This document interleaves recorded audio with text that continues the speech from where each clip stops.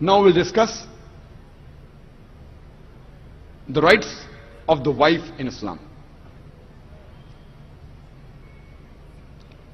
Most of the other religions besides Islam, they consider the woman as an instrument of the devil.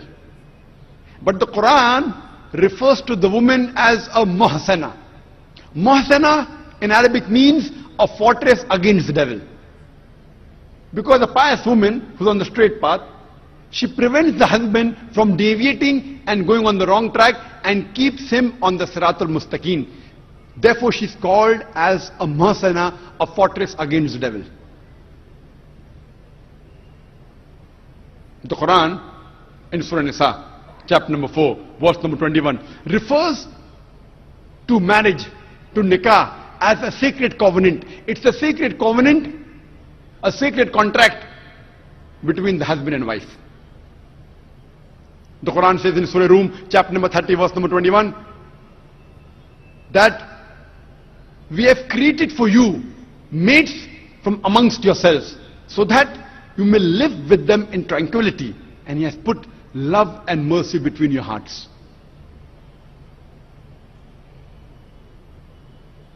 The beloved Prophet Muhammad Sallallahu Alaihi Wasallam, he said, it's mentioned in Sahih Bukhari, volume number 7, in the book of Nikah, chapter number 3, hadith number 5066, the beloved Prophet said, O young people, whoever has the means to get married should get married. The beloved Prophet also said, there is no monasticism in Islam.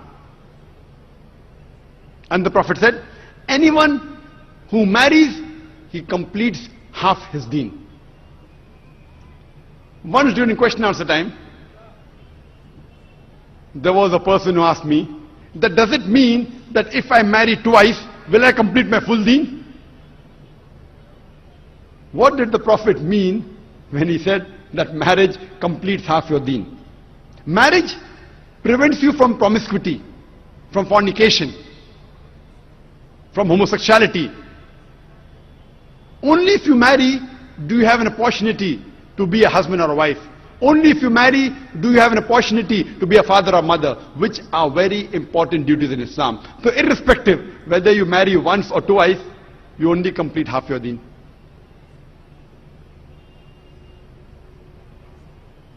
In Islam, for a marriage to solemnize, taking the permission of both would be husband and wife, the man and the woman, is equally important. The Quran says in Surah Nisa, chapter number 4, verse number 19, do not inherit the woman against their wishes.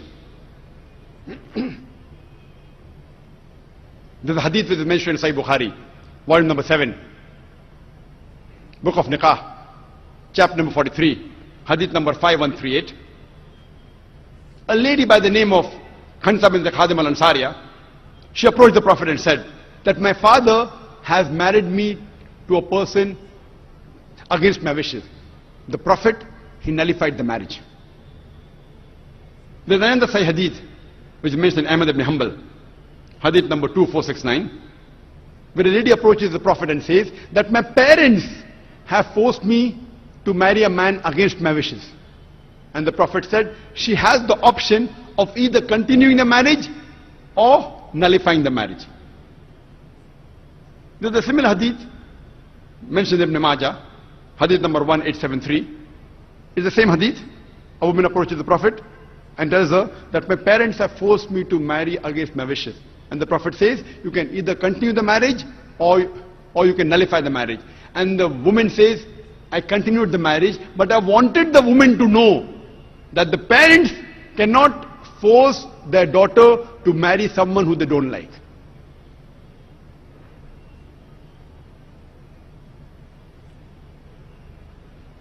The Quran says in Surah Baqarah, chapter number 2, verse number 228, that the women have rights similar to those against them on terms equitable, but the men have a degree of advantage. Based on this verse of the Quran, men and women are equal except in leadership. The Quran clearly says that the women have rights, those similar to them, on terms equitable, but the men have a degree of advantage. Now many of the men in Islam, many of the Muslims, they misunderstand this ending phrase that the men have a degree of advantage, and they think that men are superior. What they're quoting is the verse of the Quran which was recited by a wonderful Qari from Surah Nisa chapter number 4 verse number 34, which says, Ar-rijalu qawwamuna 'ala nisa, that the men are the qawwam of the women. What is the meaning of the Arabic word qawwam? Qawwam comes from the root word aqama, which means to stand up for. How we have aqama before salah, we stand up for salah. So this Arabic word qawwam means the men have one degree of additional responsibility and one degree additional service towards the woman, not one degree of superiority to boss over the woman. And if you read the tafsir of Tabari, he said the Arabic word qawwam means one degree of additional responsibility. Because if you read the verse ahead, the verse says that men, Allah has given men more strength than the women. So because of that advantage, it's the duty of the men that they should take care of the woman, they should not boss over her.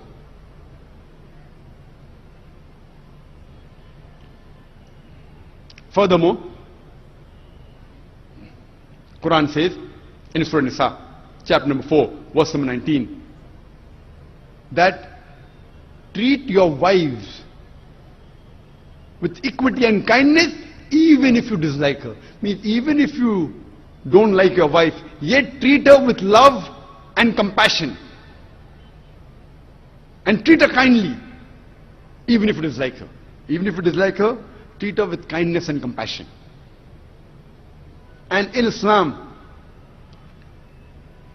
we do not consider calling the women as housewives. Housewives. You know, housewife, if you analyze, means she is married to the house. In Islam, we don't consider our women, they are married to the house, to be called housewives. You know, in English we have, what is their profession? Housewife. We in Islam prefer calling the women as homemakers, because they make the home, they build the home.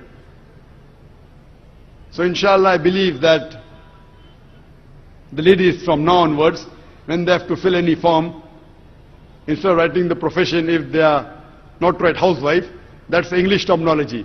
They are marrying you to your house. Prefer mentioning homemaker, because the woman builds the home, they make the home. And in Islam, a woman is not married to a master to be treated like a slave. She is married to an equal, and the role is that of partnership. And Quran gives a very good phrase in Surah Baqarah, chapter number 2, verse number 187, where Almighty God says, Hunna libasul lakum. Hunna libasul lakum. Wa antum libasul lahunna. That they are your garments and you are the garments. That means your wives are your garments and you are the garments of your wives. What is the role of garment? The role of the garments is to beautify, to conceal, to protect. The husband and wife, they conceal each other's faults. They beautify each other. They help each other. It is a role of hand and glove.